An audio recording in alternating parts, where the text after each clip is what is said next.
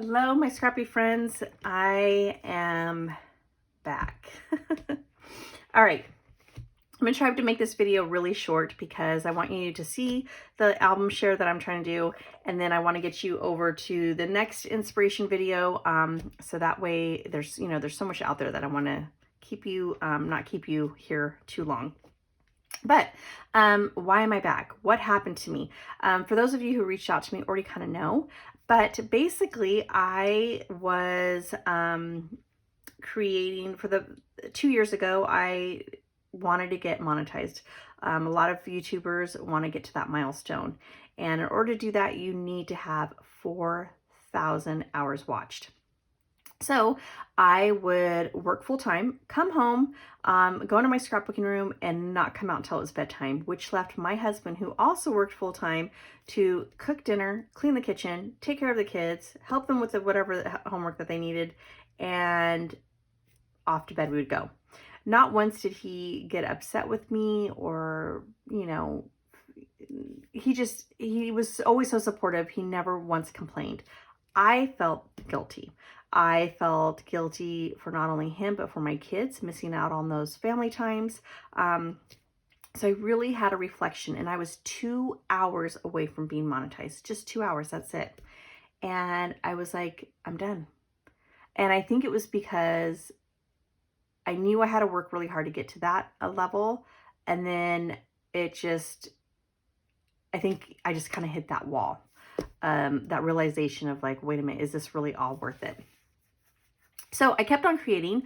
A lot of you guys follow me on Instagram. I would create, I only spend like an hour or two, give them a little me time, and then I would load it up on Instagram and it would take like 2 seconds versus editing videos that would take hours.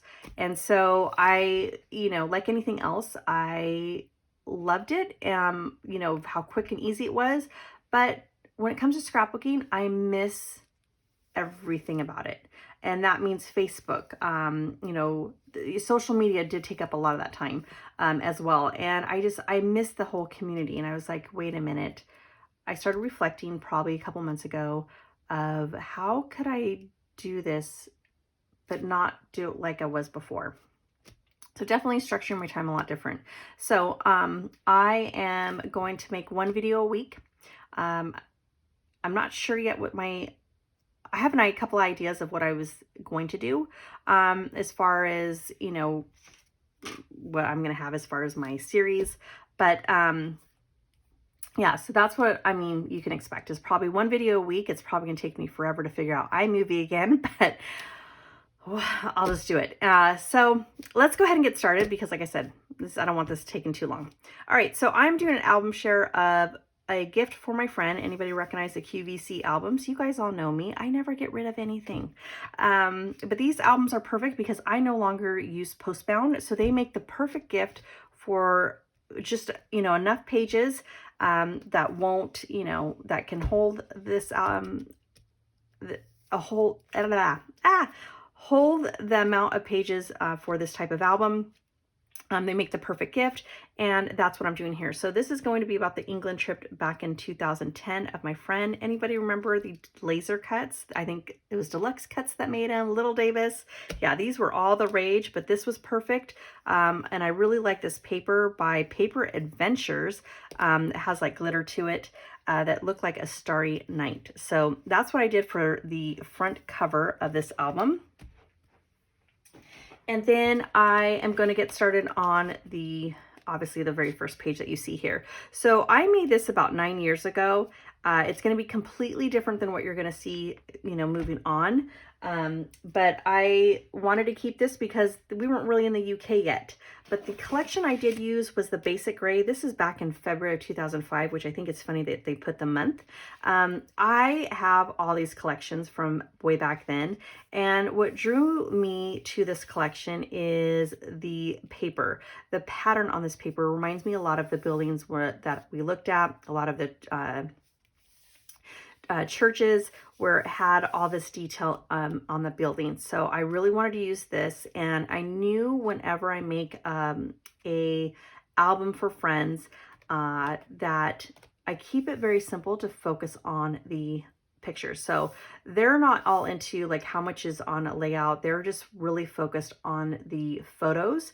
And so I knew that this collection here, or basically all their collections back in this time, they didn't have any embellishments.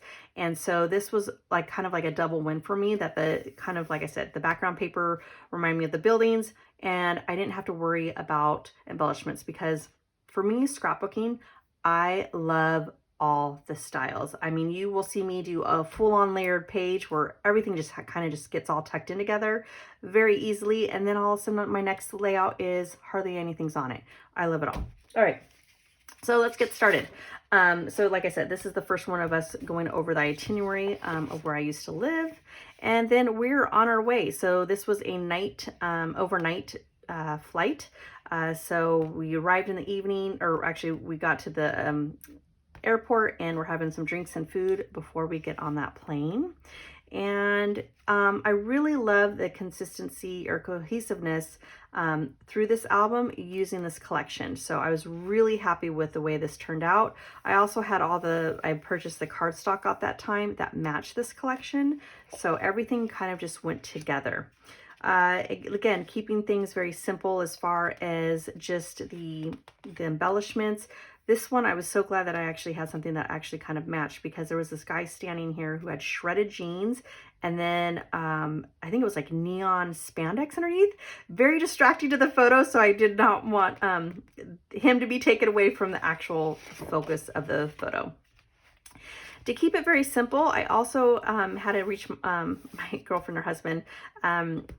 I've known her for 34 years. Her husband's actually from the UK, and they are a travel agency, own their own business. So they're very familiar with the itinerary that we went on that day or at that time. And so I had to like reach out. I'm like, Michael, what's the name of this building again? Because I don't remember. And that's one thing that kind of makes me sad, that I took so long to document this story, because I don't remember all the details. So even in mine, which is going to be in a 6x8 album, pocket album, it's not going to have a whole lot of stories. It's just going to be just the photos.